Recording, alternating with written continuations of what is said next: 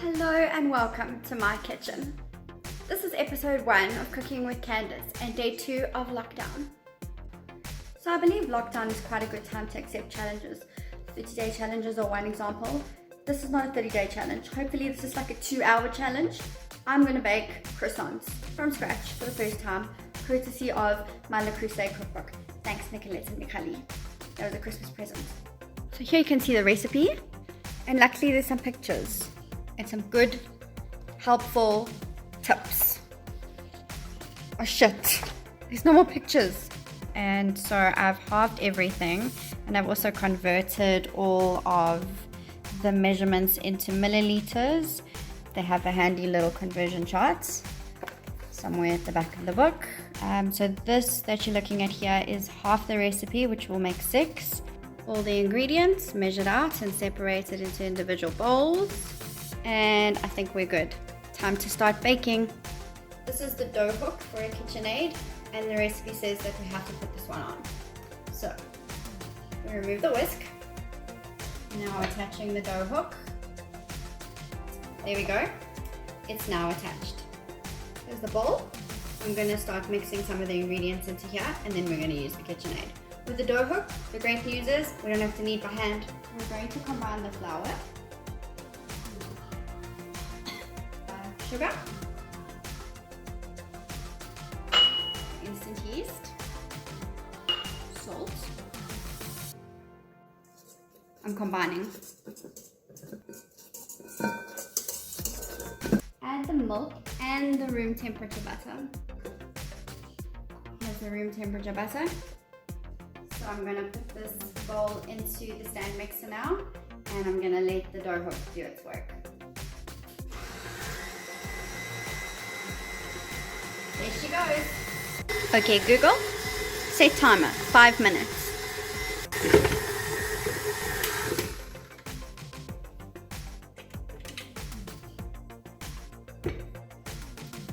Now the recipe calls for a lightly floured surface, so I'm gonna just take a little bit of this bread dough and just spread that out onto my kitchen counter. Okay. So I'm supposed to turn it out onto the surface and cover it with plastic wrap. What does it mean to turn it out? Just gonna cover it. That'll be good enough. So now my dough is covered, and it's gonna double in size after about 2 hours. I'm on lockdown, so there's not an awful lot I can do in 2 hours. I think I'm going to go for a run on my treadmill. Ready to go for my run now. Okay, 5Ks. All the places I can go in 5Ks if I could just leave the house. So after leaving the dough to do its rising thing, I had to fold it in half, wrap it in plastic, and put it down flat in the fridge on some parchment paper. Welcome back to my kitchen. So I missed a step. There's actually something else that we have to do. This chilled butter has actually got to be rolled into like a flat thing in a Ziploc bag. And then once that's rolled flat, it's also going to go into the fridge, and it'll come out in the morning when we are assembling the croissants. So last year I bought a rolling pin for no good reason. But it was obviously the right decision because now I need it. But if you don't have a rolling pin, then you can actually use the bottom of a pan. We now are going to roll this chilled butter. It's really hard. And it needs to end up being 1/4 of an inch high. And that is, on my estimation, just a little bit more than 1/2 centimeter. It's supposed to be a rectangle.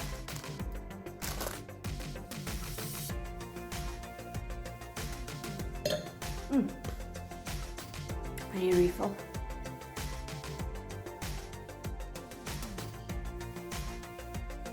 Hello and welcome back to my kitchen. It's day 3 of lockdown. Happy birthday, Kayla Farrell. It's the 29th of March. It's time now to assemble the croissants that have been refrigerated overnight.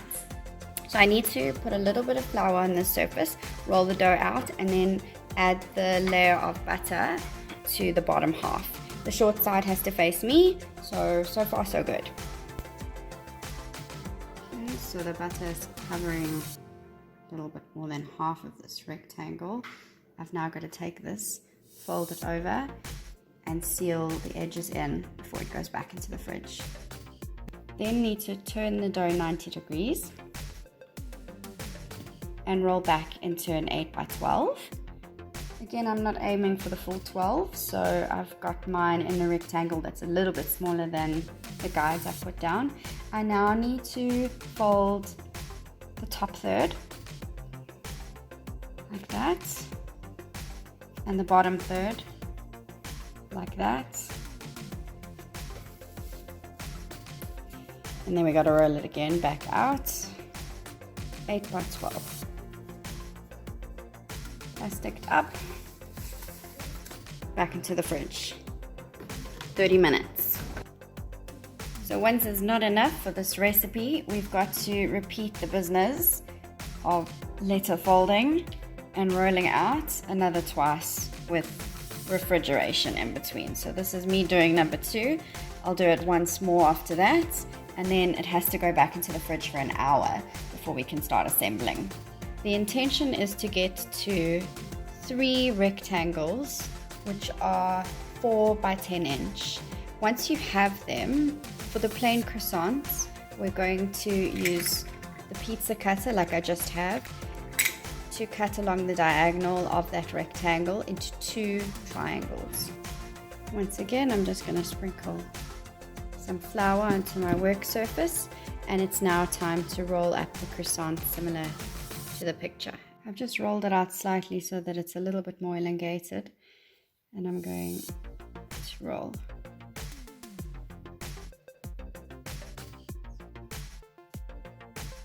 There, I'm happy with that.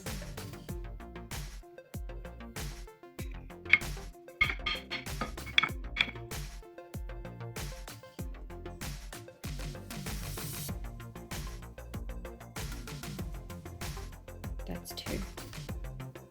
These croissants have been rolled up nicely, and they're lightly dusted, and they're ready on their baking paper. I've decided to take 2 and turn them into choc chip croissants. So I've added these little chocolate chips that you buy in the shops and sprinkled them in. I'm going to roll them up and put them on the tray too. The way to place these down is that last little triangular bit is always at the bottom. The final step is to brush on some egg yolk and milk mixture. It's 1 egg yolk and 1 tablespoon of milk, and probably we'll only need to use half this mixture because we haven't made a full batch. After we've transferred the croissants to the baking tray and dusted them with the egg yolk and milk mixture, we need to keep them warm for an hour.